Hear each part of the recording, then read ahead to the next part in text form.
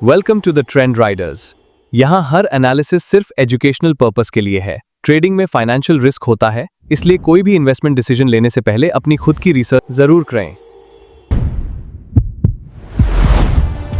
अच्छा, इसमें आप सबको पता ही होगा कि जो डे ट्रेडिंग होती है उसमें हमारा मकसद ये होता है कि हम किसी स्टॉक में सुबह में एंट्री करें और थोड़े वक्त बाद जब हमारा टारगेट पूरा हो रहा हो या क्या नाम है, जो हमने सोचा था हमें उतना मिल चुका हो, तो हम उसी दिन आधे घंटे बाद, एक घंटे बाद या बहुत से बहुत दोपहर तक जो है उससे एग्जिट कर जाते हैं।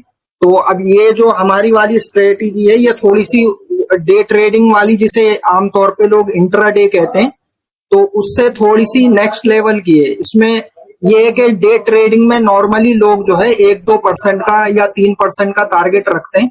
इसमें इंशाल्लाह टारगेट जो है इससे ज्यादा का रख सकते हैं आप, लेकिन सबसे अहम बात यह है कि जब स्टॉक हमारे सामने आएगा तो अगर आप 5 मिनट के अंदर अंदर उसको बाय कर सकते हैं तो आपको बाय करना पड़ेगा।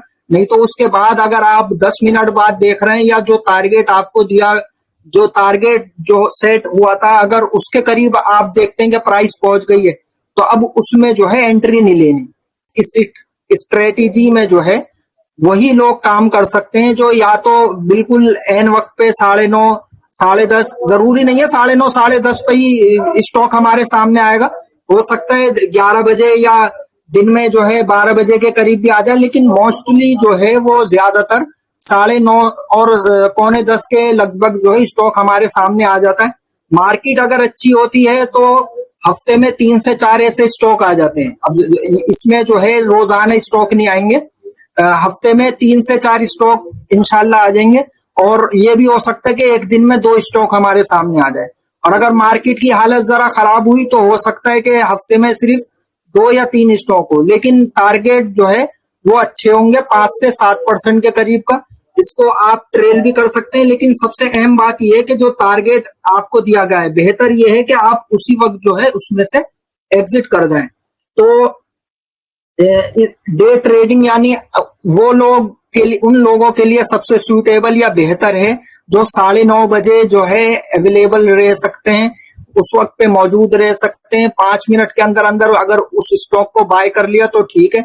अगर आप जो है 10 मिनट बाद, 15 मिनट बाद आते हैं और आपको मैसेज दिखता है, तो फिर आप जो है वो स्टॉक बाय नहीं करेंगे, क्योंकि मूवमेंट जो है वो बहुत तेज होती है। इसलिए हो सकता है कि वो आपके बाइंग प्राइस से जो है काफी ऊपर जा चुका हो। इसके अलावा जो है इसमें चूंकि स्टॉक जो है उनकी मूवमेंट बहुत तेज होती है, यानी वो तेजी से ऊपर भी जाएंगे और तेजी से नीचे भी आएंगे, तो इसलिए आपको अपना रिस्क और रिवॉर्ड जो है वो बेहतर रखना है। यानी जो आपको एसएल बताया गया है उसको लगा के रखना है। ये सब लोग जो है बिल्कुल ध्यान से सुने। ये ना होगा, ये नहीं चलेगा कि आपको एसएल बताया गया है और एसएल किसी ने लगाया नहीं।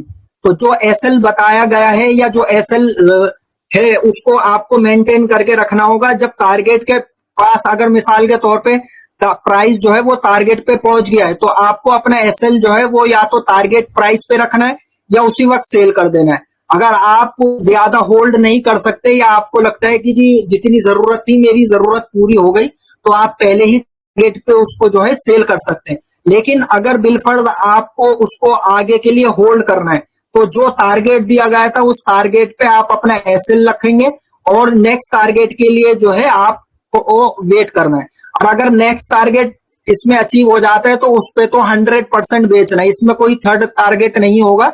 नॉर्मली अगर स्टॉक थोड़ा सा डाउन आके यानी रिटेस्ट करता है किसी लेवल पे, उसके बाद वो जाता है, तो उसमें जो है तीसरा टारगेट हो सकता है, लेकिन मोस्टली जो है इसमें सिर्फ 2 ही टारगेट होंगे।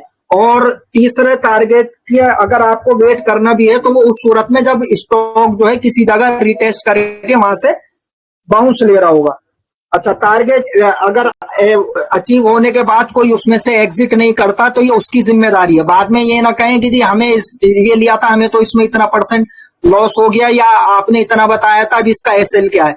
तो जो आपको टारगेट या एसएल जो भी मिला है उसको नोट डाउन करके रखना है और उस पे जो है एग्जिट करना है। और क्या नाम है, लालच नहीं करना, क्योंकि उसकी वजह यह है कि एक स्टॉक के बढ़ने की भी एक लिमिट होती है। वो ये नहीं है कि लगातार जो है वो बढ़ता ही जाएगा। अब मिसाल के तौर पे मैं ये जो आपको चार्ट दिख रहा होगा, ये यूं समझ लीजिए कि मंडे के लिए एक स्टॉक रेडी है। हालांकि जरूरी नहीं है कि मंडे को यही हमारे जो है उस पे आएगा, लेकिन मैं एक तरीका बता रहा हूँ कि मिसाल के तौर पे ये इसका रेजिस्टेंस है। आपको पता लगा कि जी यहाँ ये ब्लू लाइन से ऊपर जो है हमारी एंट्री हो रही है, तो अब इसकी प्राइस जो है फिलहाल ये देख सकते हैं आप, फिलहाल जो प्राइस है इसकी रेजिस्टेंस के पास वो 2800 रुपए के करीब है। तो 2800, 2810, 2820 इतने तक ने आपने ले लिया तो बेहतर है। अगर आपने देखा कि वो 2850 हो गया या 2900 हो गया, तो फिर आपको उसमें जो है एंट्री नहीं करनी। अब मिसाल के तौर पे यहाँ पे आपने इसको बाय करा था और प्राइस जो है वो बढ़ते बढ़ते इसके जो है टारगेट के करीब पहुंच गया, तो अब सबसे बेहतर तरीका तो यह है कि आप इसी पहले ही टारगेट पे इसको सेल कर दें। लेकिन अगर बिलफर्ज किसी को इसको होल्ड करना है, तो जो टारगेट दिया गया है, जैसे 2944 जो है यहाँ का टारगेट दिया गया है, अब आपका जो एसएल रहेगा वो 2900 का भी लगा सकते हैं आप, 2925, 2940 का भी लगा सकते हैं। यानी ये जो टारगेट की लाइन दिखाई दे रही है ग्रीन की, आपको इसका अब एसएल लगाना है और इस नेक्स्ट टारगेट के लिए आपको वेट करना है। अगर प्राइस जो है वो इस नेक्स्ट टारगेट पे पहुंच गया, इसका मतलब अब आपको जो है सेल करके निकल जाना है, उसको और जो है होल्ड करके रखने की जरूरत नहीं है। लेकिन फॉर एग्जांपल अगर प्राइस जो है वो यहां से गिरकर इस जगह पर आती है, फॉर एग्जांपल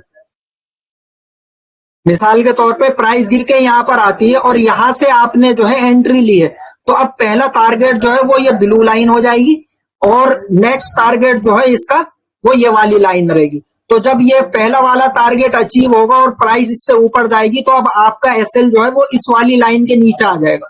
और जब ये अचीव हो जाएगा तो अब ये वाला जो है आपका नेक्स्ट टारगेट रहेगा। अगर बिल फर्ज किसी दिन ये भी अचीव हो गया, तो अब आपको जो है बेहतर ये है कि आप सेकंड टारगेट पे सब बेच के निकल जाएं, या अगर आपको थोड़ा बहुत होल्ड भी करना है, तो अब ये वाला जो है एसएल है, वो ये वाली जो टारगेट की प्राइस थी यानी 2944, अब आपको इसका एसएल लगाना है और जैसे ही तीसरे टारगेट पे पहुंचेगा, इसमें आपको सेल करके जो है वो निकल जाना चाहिए। अच्छा, इसमें ये है कि जो अभी जैसा मैंने बताया कि ऐसे जो स्टॉक होते हैं उनमें मूवमेंट जो है वो बहुत ज्यादा तेज होती है, इसलिए मैं बार बार कह रहा हूं कि आपका सही वक्त पे एंट्री करना और सही वक्त पे एग्जिट करना बहुत जरूरी है। अगर आप ये सोचें कि जी मैं जो है 5 मिनट बाद या 10, जो अक्सर होता है लोगों के साथ कि जो जिस प्राइस पे दिया गया था उस पे तो लिया नहीं उन्होंने, वो ऊंचा बाय कर लेते, और जो टारगेट और एसएल दिया गया था वो आमतौर पर लोग उसको भी जो है मेंटेन करके नहीं रखते, उसको उसकी जो है पाबंदी नहीं करते। इसमें मैं पहली बता रहा हूं कि इसमें जिम्मेदारी जो है वो बाय करने वाले की रहेगी कि उसको जो टारगेट और एसएल दिया गया था वो उसने पूरी तरीके से उसको लगाया और पाबंदी, उसूल की पाबंदी की या नहीं। अगर उसके बाद, क्योंकि जाहिर सी बात है ऐसे स्टॉक में जब तेजी से ये ऊपर जाएगा तो टारगेट अचीव होने के बाद जो उसका चाहे रेजिस्टेंस हो या कुछ भी हो, वहां से फिर वो तेजी से लौटेगा भी। ये भी ध्यान रखें आप कि अगर ये प्राइस यहाँ से बढ़नी शुरू हुई और ये यहाँ तक जाती है, तो ये उसी दिन ये यहाँ से वापस जो है पलट भी सकती है, क्योंकि जाहिर सी बात है ये जो इतनी तेज मूवमेंट आ रही है स्टॉक में वो आम रिटेलर्स की वजह से नहीं आ रही, जो बिग इंस्टीट्यूशंस हैं, जो बड़े प्लेयर्स हैं, उनकी वजह से आ रही है। उनका जब टारगेट पूरा हो जाएगा जाहिर सी बात है वो अपना माल खाली करके निकल जाएंगे, नुकसान जो है वो रिटेलर्स का आपका होगा। तो इसलिए मैं कह रहा हूं बार बार कि जो टारगेट दिए गए हैं उसी पे सेल करना है, उसके बाद जो है लालच में नहीं पड़ना कि जी अभी और ऊपर जाएगा, क्योंकि जैसा मैंने कहा कि एक स्टॉक की जो है लिमिट होती है, वो या तो एक दिन में 10% बढ़ेगा, किसी की 20% की लिमिट होती है, वो सिर्फ उतना ही बढ़ सकता है एक दिन में, इससे ज्यादा नहीं बढ़ेगा। अच्छा, इसमें एक बात ये भी ध्यान रखनी है कि जो स्टॉक दिया जाएगा आपका वो टारगेट जो है अचीव हो गया, अब उसको अगले दिन के लिए होल्ड नहीं रखना कि ये हो सकता है कल भी ऊपर जाए, क्योंकि ऐसे स्टॉक जो है वो अगले दिन डाउन हो जाते हैं और डाउन भी अच्छे खासे हो जाते हैं। यानी मिसाल के तौर पे अगर ये यहां से बढ़ना शुरू हुआ था आज, तो अगले दिन ये उसी जगह वापस आ जाएगा। तो इसलिए ये ध्यान रखना है कि अगले दिन के लिए वो स्टॉक जो है वो होल्ड करके नहीं रखना, आपको बाय जो है वो डिलीवरी में ही करना है, डिलीवरी का ऑप्शन सेलेक्ट करके आपको बाय करना है। लेकिन जब वो टारगेट अचीव हो जाएगा तो उसी दिन जो है उसको सेल करके निकल जाना है, अगले दिन के लिए जो है उसको होल्ड करके रखना नहीं है।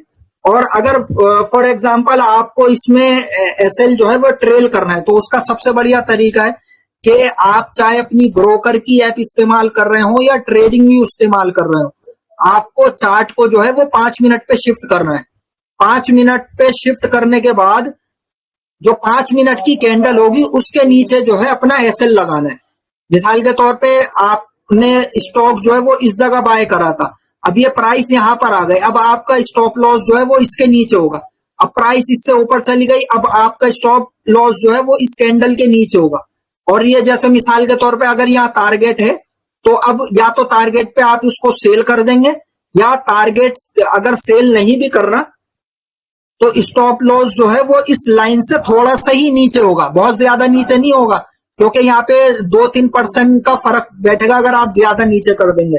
तो इसलिए जो है स्टॉप लॉस जो है वो आपको क्या नाम है, इस जो प्राइस दे रखी है मिसाल के तौर पे ये 2800 है, तो या तो आप यहाँ पे सेल कर देंगे या इस 2775, 2790 या 2800 उस चीज का जो है आप ऐसे लगा लेंगे। अभी तक बात क्लियर है सबको? यस जी हाँ ठीक है। तो अगर फॉर एग्जांपल अगर मैं एक आध एग्जांपल आपको दिखाना चाहूँ, 1 मिनट।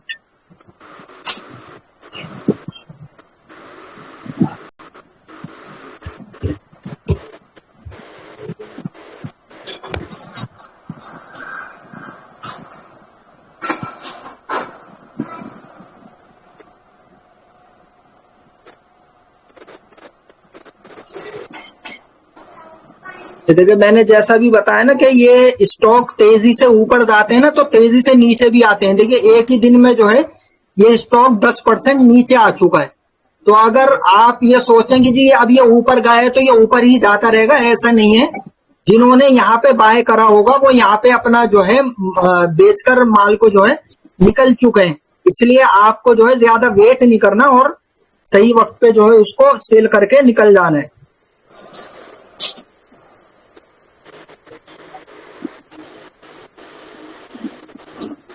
एक मिनट जरा चार्ट को वो करना है, नेक्स्ट स्लो चल रहा है इस वक्त।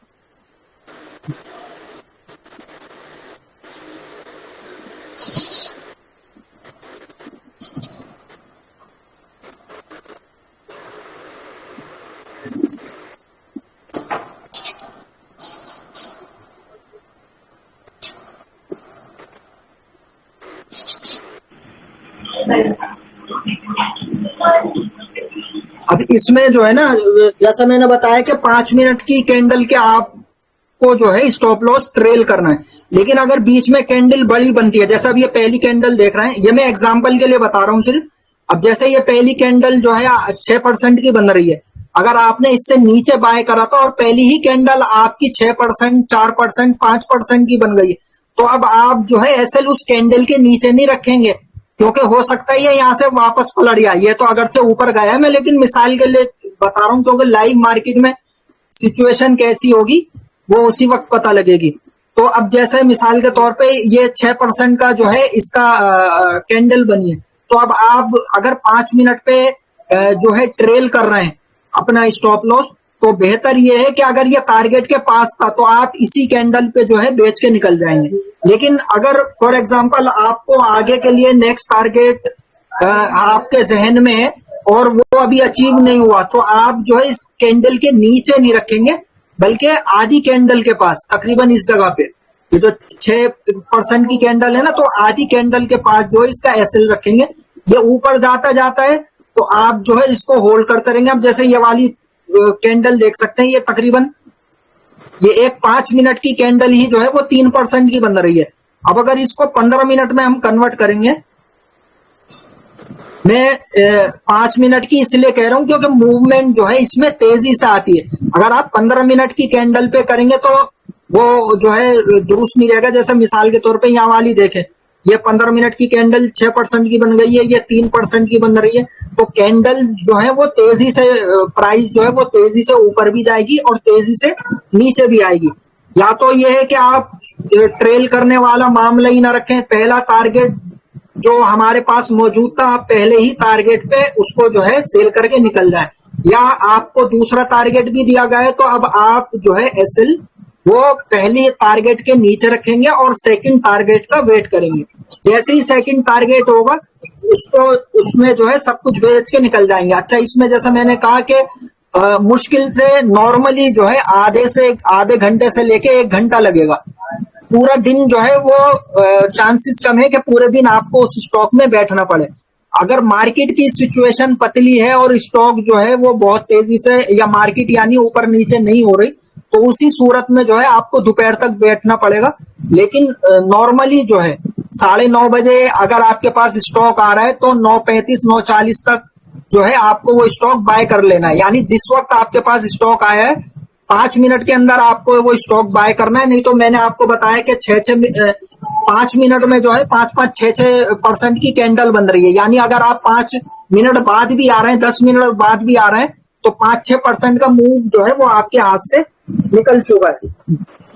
ये जरूरी नहीं है कि यही सामने आएगा, कोई और सा भी स्टॉक हो सकता है। अच्छा, इसमें क्या नाम है, डे ट्रेडिंग के अलावा बीटीएसटी होता है, बाय टुडे सेल टुमारो। यानी अब हमने जो है 2 बजे 2:30 बजे के करीब जो है कोई स्टॉक बाय करा है और हमें अगले दिन जो है वो 9:15 9:30 बजे तक जो है उसको सेल करके निकल जाना है, तो वो बीटीएसटी कहलाती है। उसमें स्टॉक का टारगेट जो है वो थोड़ा कम होता है, 3%, 4%, 5%। लेकिन उसमें भी यही रूल रहेगा कि आपने अगर 2:30 बजे या 3:15 बजे आपके सामने स्टॉक आया, आपने उसको बाय कर लिया, अब नेक्स्ट मॉर्निंग 9:15 बजे मार्केट खुली, 9:30 पौने 10 तक आपको जो है उसको सेल कर देना है। या अगर आपको लग रहा है कि ये स्टॉक अभी और जा सकता है, तो उसमें भी वही सेम तरीका रहेगा कि 5 मिनट की कैंडल के ऊपर जो है उसको ट्रेल करना है। अगर स्टॉक जो है वो आपके टारगेट को हिट कर चुका है तो आपका इस एसएल जो है वो टारगेट प्राइस पे रहेगा, ताकि वो पलटे तो आप जो है अपना टारगेट पहले ही अचीव कर चुके हो। अगर किसी का कोई सवाल है तो पूछ सकते हैं ताकि मैं उसको और एक्सप्लेन कर सकूं।